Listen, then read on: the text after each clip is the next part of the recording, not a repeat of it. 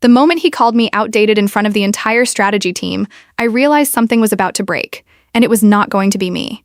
He leaned back in his chair with that smug half-smile, the kind people wear when they think they just said something clever. And then he tried to explain my own compliance system back to me using a colorful flowchart he clearly pulled from somewhere online. I did not interrupt him. I did not correct a single mistake. I just sat there holding a chipped coffee mug that had been with me longer than most of the people in that room. And I listened as he dismissed nearly 2 decades of work like it was clutter. My name is Mason Drake, and for 19 years, I had been the quiet engine behind a company that liked to pretend it ran itself. I was not flashy, not loud, not someone who chased titles or recognition. My job was simple on paper, but complicated in reality.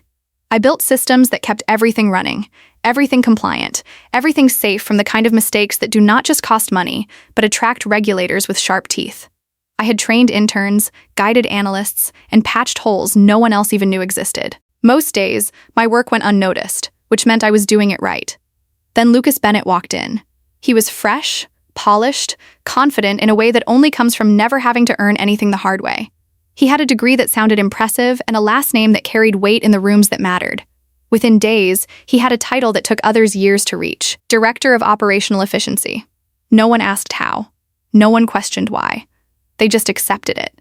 The same way people accept storms they think they cannot control. Lucas did not come to understand the system. He came to change it. In his first week, he started cutting things he did not recognize. Redundant checks, layered validations, cross-verification nodes that I had built after years of watching what could go wrong.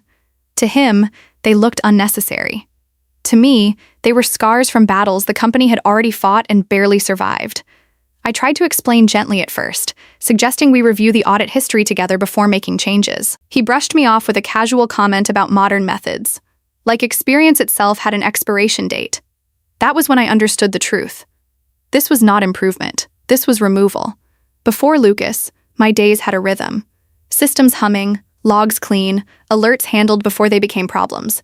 It was quiet work, the kind that builds stability over time. I had helped shape the backbone of the company long before it became what it was now. I knew where every vulnerability had once lived and how it had been sealed. But Lucas saw none of that. He saw an opportunity to make a name for himself. And the fastest way to do that was to erase what came before. By his second week, he had targeted one of my core tools, a system designed to cross-reference vendor changes with internal payroll entries. It was not flashy, but it had caught real issues before they escalated. He called it clutter. I called it protection. I tried to schedule a meeting to walk him through it. He skipped it twice, then sent me a short message telling me to simplify and adapt. I documented everything. Every change he made, every safeguard he removed, every risk he introduced. I did not argue. I did not raise my voice.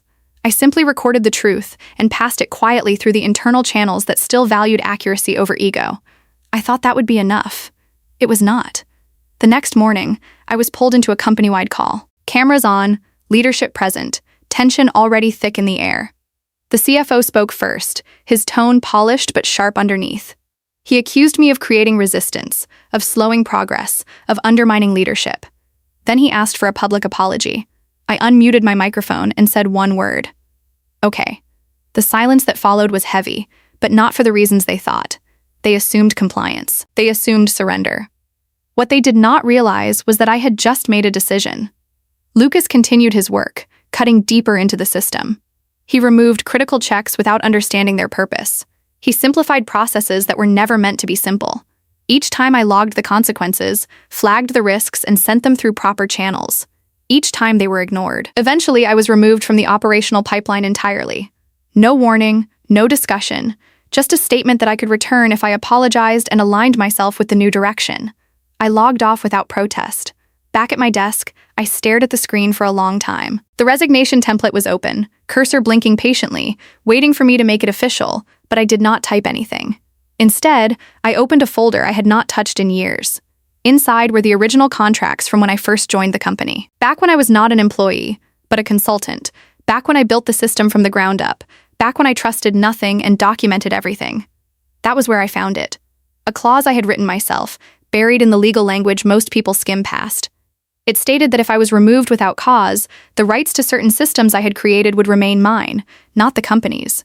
Mine. They had never amended it, never challenged it, never even noticed it.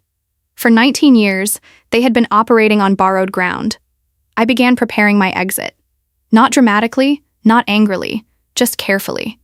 I accessed the back-end systems, the real ones, not the polished interface Lucas had been using.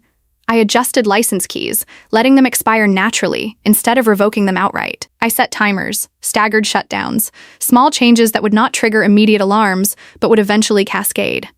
I reviewed every contract tied to my original consulting firm, a company I had never formally dissolved, Ridge South Systems. It still existed quietly, legally waiting. Then I submitted my resignation. No speech, no confrontation, just a letter and a badge left on a desk. The first signs of trouble appeared within days. Minor at first, a dashboard failing to load, a system timing out, data not syncing properly. Lucas likely assumed it was routine, something technical that could be fixed with a quick adjustment. He did not understand that the problem was not a bug. It was absence. The systems he relied on were no longer connected in the way he thought they were. The underlying structure had shifted, and without the proper keys, access simply stopped working. Legal notice next. A contract flagged for review. A vendor name that had not appeared in years. Ridge South Systems. Questions started forming.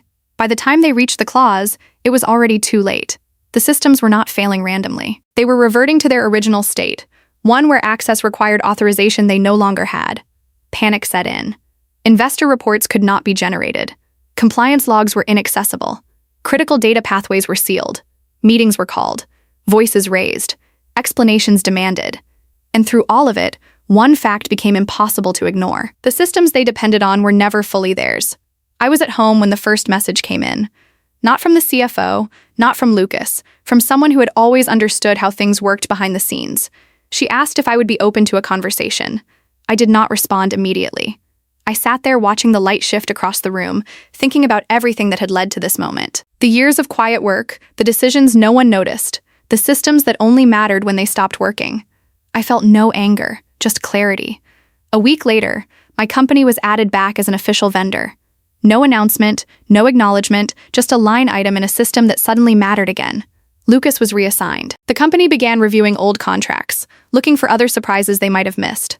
They were finally paying attention, but only because they had no choice. I received calls, offers, opportunities from people who now understood the value of what I had built. I did not rush to accept anything. For the first time in a long time, I was not reacting.